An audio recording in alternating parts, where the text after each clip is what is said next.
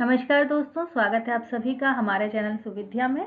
आज की क्लास में हम रीट एग्जाम जो है उससे संबंधित चाइल्ड साइकोलॉजी में एक टॉपिक है जो कि है अभिवृद्धि एवं विकास के सिद्धांत। ओके, अंग्रेजी में अगर हम बोलें तो principles of growth and development आज की क्लास में हम देखने जा रहे हैं। क्योंकि जब भी बच्चा जो है अपने विकास की एक अवस्था से दूसरी अवस्था में प्रवेश करता है, सपोज सोचें कि बच्चा जो है शैशवावस्था से बच्चा जो है अपनी अगली स्टेज बाल्यावस्था में अगर प्रवेश कर रहा है, पूर्व बाल्यावस्था में अगर प्रवेश कर रहा है, या फिर बाल्यावस्था से किशोरावस्था में अगर वो प्रवेश कर रहा है, तो ऐसा नहीं है कि उसमें किसी भी प्रकार के परिवर्तन नहीं होंगे। ठीक है, जब भी इस प्रकार की अवस्थाओं में परिवर्तन होता है बच्चे की, तो उसमें बच्चे में भी कुछ परिवर्तन आते हैं। तो ये जो परिवर्तन है वो कुछ निश्चित सिद्धांतों के आधार पर होते हैं, यानी कुछ मनोवैज्ञानिकों ने इनका अध्ययन किया है कि भाई बच्चों में किस प्रकार के परिवर्तन आ रहे हैं, और उसके आधार पर कुछ सिद्धांत जो है वो प्रस्तुत किए हैं। उन सिद्धांतों की आज की क्लास में हम अध्ययन के बारे में हम पढ़ने जा रहे हैं। तो यहाँ पर जो सबसे पहला सिद्धांत है, उस सिद्धांत को कहा गया है विकास की दिशा का सिद्धांत। Okay, it is the principle of development direction. Okay, यहाँ पर आपको क्या बात याद रखनी है कि भाई वृद्धि हो रही है बालक में या फिर विकास हो रहा है, तो इसकी एक अपनी दिशा होती है, एक अपना डायरेक्शन होता है। ऐसा नहीं है कि किसी भी दिशा में विकास या वृद्धि हो जाए। अब यहाँ पर दो चीजें बहुत ही महत्वपूर्ण है। पहली बात तो बच्चे का जो विकास है वो सिर से पैर की दिशा में होता है। ये चीज आप याद रखें, बच्चे का विकास कहाँ से, सिर से पैर की दिशा में होगा। तो एक तो ये भाई ऐसा नहीं है कि किसी भी हिसाब से बच्चे का विकास होगा। बच्चे का विकास जो है एक निश्चित दिशा में होता है, उसकी एक अपनी दिशा होती है, डायरेक्शन होता है। तो यहाँ पर बालक का जो विकास है वो सिर से पैर की दिशा में होगा। इसका मतलब क्या है कि जब बालक का जो मैच्योरिटी है, जो परिपक्वता है, वो गर्भाधान के बाद पहले सिर से पैर की ओर होगी। और दूसरी इंपॉर्टेंट बात यहाँ पर यह है कि बच्चे का विकास केंद्र से परिधि की ओर होता है। दूसरी इंपॉर्टेंट बात क्या है, केंद्र से परिधि की ओर। केंद्र से परिधि की ओर, इसका मतलब क्या है कि बच्चे का जो विकास है वो सपोज पहले रीढ़ की हड्डी का विकास होगा, रीढ़ की हड्डी से भुजाओं का विकास होगा, भुजाओं से फिर हाथ का और हाथ की उंगलियों का विकास होगा।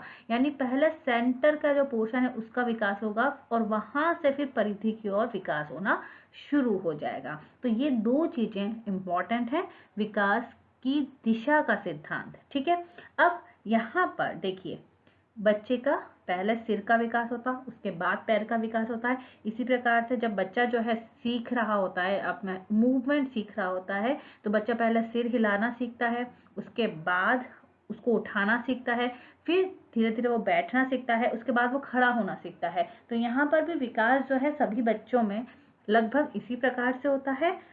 इसे क्या कहा जाता है, इसे कहा जाता है सिफेलोकॉर्डल। क्या कहा जाता है, सिफेलोकॉर्डल। सिर से पैर की ओर विकास जो है इसे मस्तक बोधमुखी विकास भी कहते हैं या फिर सिफेलोकॉर्डल कहा जाता है। ये चीज आपको याद रखनी है, सिफेलोकॉर्डल। और इसी प्रकार से बच्चों में जो विकास है वो केंद्र से शुरू होता है और फिर सिरों की ओर होता है। इसे कहा जाता है प्रोक्सिमो डिस्टल। क्या कहा जाएगा, इसे कहा जाएगा प्रोक्सिमो डिस्टल। तो ये पहला पॉइंट हुआ। अब बच्चा जो है विकास को जो डायरेक्शन है वो अलग अलग माह से लेकर हम वर्षों तक अगर जाते हैं तो अलग अलग प्रकार का होता है। अगर हम बात करते हैं एक माह के बच्चे की, एक माह का बच्चा जो होता है वो सिर्फ सिर को उठाना जानता है। अगर हम बात करते हैं 3 माह के बच्चे की, तो बच्चा जो है धीरे धीरे कुछ गतिशील चीजों पर अपने नेत्र का नियंत्रण करना सीख जाता है।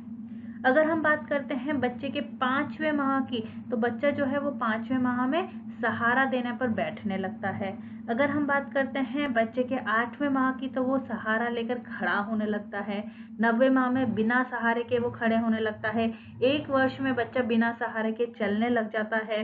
2 वर्ष में थोड़ा दौड़ना खींचना ये सब सीख जाता है, और बाद में धीरे धीरे कूदना, ट्राईसाइक्लिंग साइकिल चलाना, तो ये सब सीख जाता है। तो ये जो है निश्चित दिशा केंद्रित विकास जो है वो बच्चों में होता है। ये पहला पॉइंट हुआ।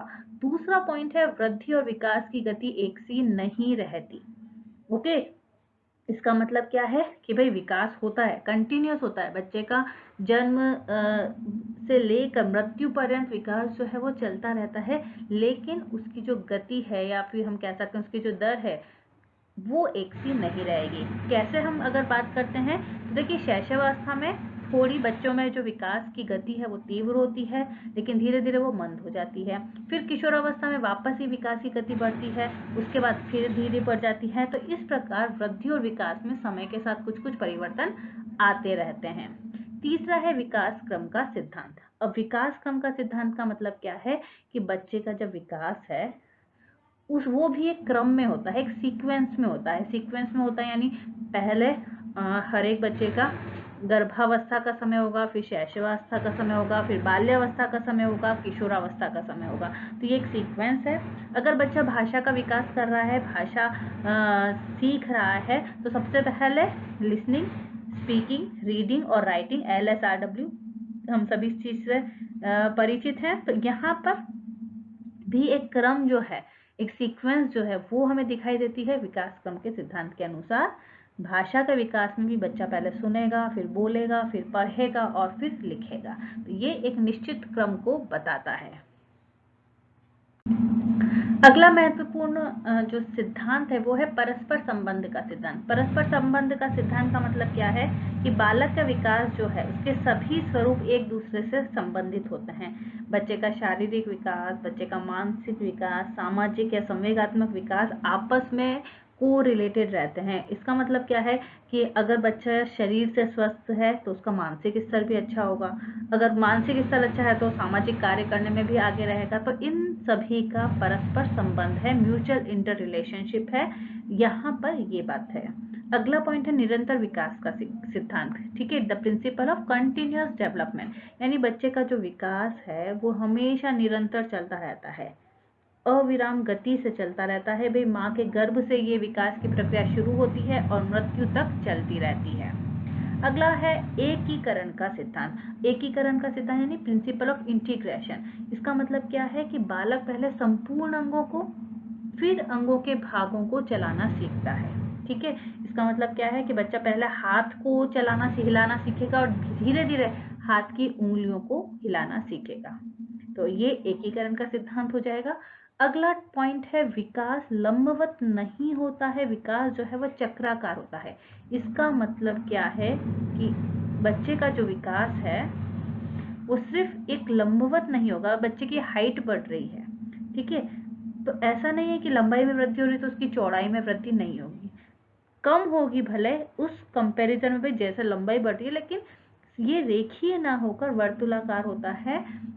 ये चीज आपको याद रखनी है कि बच्चे की अगर लंबाई में वृद्धि हो रही तो धीरे धीरे चौड़ाई में भी उसकी वृद्धि होगी। विकास वर्तुल होता है या फिर हम कह सकते हैं चक्राकार होता है। अगला महत्वपूर्ण सिद्धांत है वंशानुक्रम और वातावरण की अंतःक्रिया का सिद्धांत। इसका मतलब क्या है, principle of inheritance and interaction of environment. अभी एक जो बच्चा है उसकी वृद्धि और विकास ऐसा नहीं है कि सिर्फ और सिर्फ वातावरण पर निर्भर करती है या फिर सिर्फ और सिर्फ इनहेरिटेंस यानी अपने वंश पर, अपने भाई पीढ़ी दर पीढ़ी जो चीज चली आ रही है उसी पर निर्भर करती है। ये दोनों पर निर्भर करती है, दोनों की अंतःक्रिया के कारण होती है। परिवार में एक छोटा बच्चा है, वो अपने बड़ों को देखता है, उनकी बातें सुनता है, उनको नकल करता है और उसी के द्वारा वो धीरे धीरे सीखता है। तो पर्यावरण का, एनवायरनमेंट का भी उतना ही रोल है और इनहेरिटेंस का भी, उसके वंशानुक्रम का भी उतना ही रोल रहेगा। अगला है व्यक्तिगत विभिन्नता का सिद्धांत। इंडिविजुअल वेरिएशंस होती हैं, बिल्कुल सही बात है। अब इसका मतलब क्या हो जाएगा कि सपोज कि दो बच्चे हैं, राम और श्याम, दोनों की आयु लगभग बराबर है, मतलब बराबर है, तो ऐसा नहीं है कि दोनों में जो क्वालिटीज हैं वो सेम होंगी, दोनों की क्वालिटीज अलग अलग हो सकती हैं। इसी प्रकार एक ही आयु के बालक या बालिका की बात करें, उनकी भी शारीरिक, मानसिक, संवेगात्मक विकास में भिन्नताएं पाई जा सकती हैं। तो ये चीजें आपको याद रखनी है। व्यक्तिगत विभिन्नता का सिद्धांत यानी एक ही आयु के दो बालक और बालिकाओं में जो परिवर्तन है वो होते हैं, भिन्नताएं जो हैं वो पाई जाती हैं। और तो और जुड़वा भाई बहन ही क्यों ना हो या फिर सगे भाई बहन, चचेरे भाई बहन, ये सभी कुछ ना कुछ विभिन्नताएं आपस में रखते हैं क्योंकि इनका विकास पूरी तरीके से एक जैसा नहीं होता है। तो ये व्यक्तिगत विभिन्नता है भाई, आदतें अलग हो सकती हैं, सोच अलग हो सकती है, उनका शारीरिक और मानसिक स्तर है वो अलग हो सकता है। अगला पॉइंट है समान प्रतिमान का सिद्धांत। लेकिन जो बैगेज पैटर्न है, प्रतिमान का सिद्धांत का मतलब है प्रतिमान यानी दिखना। भाई ऐसा नहीं हो सकता कि भाई हाथी का बच्चा जो है वो कुत्ता हो जाए, ये नहीं हो सकता ना। भाई पशु से उत्पन्न संतान पशु होगी, मानव से उत्पन्न संतान मानव होगी, ठीक है। तो इसी के साथ अगर एक गरीब बच्चा है वो पहले धीरे धीरे क्या होगा भाई, घुटनों के बल चलेगा, उसके बाद पूरी तरीके से चलेगा। चाहे वो अमीर हो चाहे वो गरीब हो, बच्चों के जो हम कह सकते हैं ना प्रतिमान जो है वो सेम होगा। भाई बच्चों में जो शारीरिक विकास की प्रक्रिया है वो समान होगी। इसी के साथ अगर पशु है तो उससे उत्पन्न जो संतान है वो भी पशु होगी, मनुष्य है तो मनुष्य होगी। अगला पॉइंट है सामान्य से विशिष्ट क्रियाओं का सिद्धांत। ठीक है, development proceeds from general to specific responses. इसका मतलब क्या है, बच्चा जो है पहले सामान्य क्रियाएं करता है और उसके बाद में विशिष्ट क्रियाएं करता है। फॉर एग्जाम्पल अगर छोटा बच्चा है, उसको शुरुआत में पता नहीं है कि चिड़ियाओं की आवाज़ आ रही, तो वो है ना किसी भी चिड़िया की आवाज़ आएगी वो बस यही कहेगा कि भाई चिड़िया की आवाज़ आ रही है। लेकिन धीरे धीरे जब उसको समझ पैदा हो जाती है, उसको पता चलता है कि हाँ भाई ये आवाज़ किसकी है, तो वो धीरे धीरे पक्षियों के नाम के आधार पर बताता है कि हाँ भाई यहाँ पर ये कोयल की आवाज़ है कि ये कौवे की आवाज़ है। तो वहाँ पर वो विशिष्टता पर स्पेसिफिक चीज़ों की ओर जो समय के साथ बच्चा जो है वो देने लगता है। तो इसी को कहा है सामान्य से विशिष्ट क्रियाओं का सिद्धांत। अगला पॉइंट है प्रारंभिक वर्षों में तेज विकास का सिद्धांत, principle of fast development in early years. तो शुरुआत के जो वर्ष हैं उनमें बच्चों का विकास बहुत तेज होता है एज कंपेयर टू आफ्टर। अन्य अगर हम देखते हैं अवस्थाएं उनकी तुलना में शुरुआत में बच्चों का विकास तीव्रता से होता है। तो शैशवावस्था में वृद्धि और विकास जो है वो तेज गति के साथ होगा। अगर हम प्रौढ़ावस्था से कंपेयर करें तो हम आसानी से इसके बारे में समझ सकते हैं। अगला पॉइंट है संचय और पुनरावृत्ति का सिद्धांत, प्रिंसिपल ऑफ क्यूमुलेटिव एंड रिकैपिटुलेट। ठीक है, इसका मतलब क्या होता है कि विकास जो होता है संचय होता है। संचय का मतलब जुड़ता जाता है, आ रही बात समझ में जरूर। और पुनरावृत्ति का सिद्धांत, भाई ऐसा भी होता है कि बच्चा जब शैशवावस्था होती है तब बच्चा जो है आत्म प्रेम उसके लिए इम्पोर्टेंट होता है। तो ये चीज़ इसकी पुनरावृत्ति किशोरावस्था में भी होती है। बच्चा किशोरावस्था में भी बच्चा जो है अपने आप में खोया रहता है। शैशवावस्था में बच्चा अगर कल्पना वाले जगत में है, कल्पनाएं उसके दिमाग में चल रही हैं, तो जब वो वापस किशोरावस्था में आएगा तब भी वो कल्पना जगत का विचरण करता रहेगा। इसी प्रकार बालक जो पहला कदम चला है तो वहाँ कहीं ना कहीं संचय हो रहा है, उसी प्रकार से वो बाद में भी चलता है। तो ये संचय और पुनरावृत्ति का सिद्धांत होगा। अगला है विकास की भविष्यवाणी। विकास की भविष्यवाणी का मतलब क्या है, इस सिद्धांत के अनुसार बालक का जैसा विकास हो रहा है तो उसको देखकर हम उसके फ्यूचर के बारे में लगभग बता सकते हैं कि भाई बालक का विकास किस प्रकार हो रहा है, बच्चा बाद में किस प्रकार का बनेगा। ये उसके विकास की अवस्थाओं के आधार पर हम उसका प्रेडिक्शन लगा सकते हैं। और जो लास्ट पॉइंट है वो है विकास की आरंभिक बुनियाद बहुत महत्वपूर्ण है। The initial foundation of development is important. इसका मतलब क्या है कि व्यक्ति की आदतें कैसी हैं, बच्चे का व्यवहार कैसा है। तो ये जो प्रारंभिक जो उसका जो शुरुआती दौर है उसी में जिस प्रकार से विकसित होगा वही आने वाले वर्षों में व्यक्ति के जीवन को समायोजन कराएगा। वही उसी मतलब बच्चे का जो शुरुआती दौर है वो जैसा होगा बच्चा आगे भी उसी प्रकार उसी अनुरूप कार्य करेगा। कहने की बात यहाँ पर ये है। तो ये हमारी आज की जो क्लास थी, यहाँ पर हमने विकास के विभिन्न सिद्धांत देखे। इसके बाद अगली क्लास में हम बात करेंगे कि विकास की अलग अलग अवस्थाएं कौन सी होती हैं, क्योंकि अलग अलग मनोवैज्ञानिकों के द्वारा अलग अलग अवस्थाएं बताई गई हैं और उसके बाद हम एक एक अवस्था की डिटेल में स्टडी करेंगे। तो बहुत बहुत धन्यवाद।